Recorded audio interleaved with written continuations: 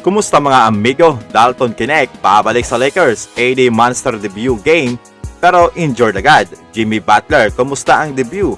At Austin Reeves, binuhat ang Lakers. Ibinaon ng Warriors ang Chicago Bulls matapos nila itong talunin sa score na 132-111. Sa pangunayan ni Stephen Curry na umiscore ng 34 points at 8 3-pointers at ang 24 points dyan mga amigo ay sa third quarter lamang ginawa niya para baliktarin ang sitwasyon dahil sa first half sila ang naghahabol.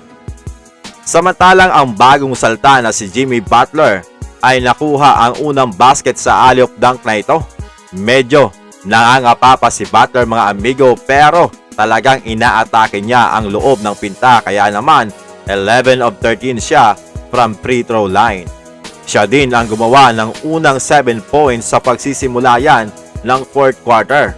Malupit din talaga ang hatak ni Butler kaya nalilibre ang kanyang mga kakampi. Gumawa siya dito ng 25 points, 2 rebounds, 4 assists, 1 steal at 1 block on 7 of 12 shooting from the field. Well, kilala naman natin itong si Butler kung ano ang kayang gawin nito, lalong-lalo na kapag playoffs. Pero makita natin ang playoff Butler kapag nakapasok sila sa playoffs. Kitang-kita rin na welcome si Butler dito kay Stephen Curry. Ayon pa nga kay Steph, si Butler daw ay kabaliktaran ng kanyang sarili. Tumira daw siya ng 16 3-pointers samantalang isa lamang kay Butler. Bukod doon, marami itong free throw at nadomina ang loob ng pinta. Samantalang siya naman ay nadomina ang labas.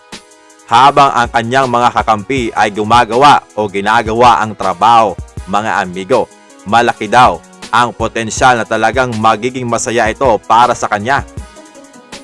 I-credit natin mga amigo ang impact ni Butler kaya talagang maganda ang shooting ng mga player na nakapalibot sa kanya. Grabe ang hatak na gravity nito. Maging ang rookie na center na si Kenton Post, halimaw din mga amigo, 18 points at 4 na 3-pointer. Lalo na sa fourth quarter, uminit ang shooting nito. Dumako naman tayo sa monster debut game ni Anthony Davis na pinaramdam sa mga fans ng Dallas Mavericks na sulit ang pagkakatrade para sa kanya bagamat marami ang nagpoprotesta sa labas ng arena. Sa first quarter, sa kanya talaga ang opensa ng Mavs. Sinimulan niya ito ng 2 assists at 1 block. Sabay ang unang score ay nakuha niya over Amen Thompson. Sinundan pa ito ng harap-harapan niyang tirahan itong si Tari Eason at isang monster putback dunk over Sengun. Grabe, 14 points at 8 rebounds agad sa first quarter at bago matapos ang first half, may 24 points, 13 rebounds, 5 assists at 3 blocks agad itong si Anthony Davis. Samantalang 2 points lamang sa third quarter at dito sa dunk na ito ni Sengun ay biglang na-injured itong si Anthony Davis kahit walang contact at hindi na nakabalik pa sa laro. Gumawa siya ng 26 points lamang. Ayon sa report, nagtamo si AD ng lower body injury at after the game ay sinabi nito sa reporter na nakaramdam siya na parang paghihigpit sa kanyang groin or quad area. Pero huwag daw mag-alala dahil hindi naman ito ganong kaseryoso or in other words, hindi malala. Well, kilala natin si AD na may history talaga ng groin injury kaya mahirap kapag nagpatuloy ang ganitong sitwasyon. Si Max Christie naman ay patuloy ang magandang paglalaro kung saan gumawa siya ng 23 points at talagang babad na babad sa laro mga amigo kahit hindi siya ang starter. Samantala ang Lakers ay ginulat ang Indiana Pacers. Kahit wala itong si LeBron James, gumawa sila ng 44 points sa first quarter pa lamang at 22 lamang ang Pacers. Well, ang ganda ng ikot ng bola at ang init ng shooting ni Austin Reeves na may 14 points agad. Sabayan pa yan ni Gabe Vincent at Rui Hachimura na may tig 8 at 7 points respectively. Sa second quarter, naging katulong ni Reeves itong si Rui Hachimura para hindi tuluyan makalikit ang Pacers. Nakahabol pa sana ang Pacers mga amigo, subalit nagawang manatiling matatag ng Lakers dahil yan kay Austin Reeves na buhat ang team. Sa fourth quarter, gumawa ito ng another 14 points. Sa kanya talaga sumandal ang Lakers kaya naman lawit dila si Reeves sa sobrang pagod.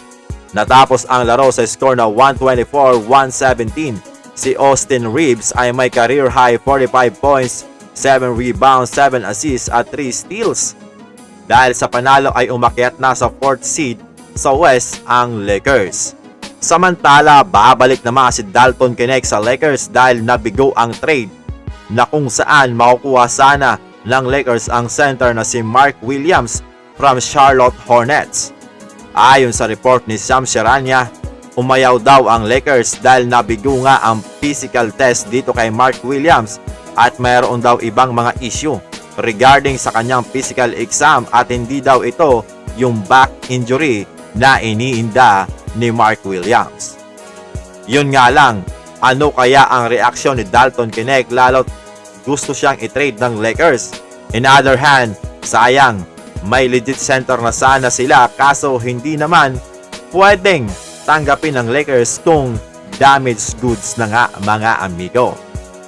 Mukhang makikita natin ang small ball lineup ng Lakers na ayos naman ang takbo ngayon.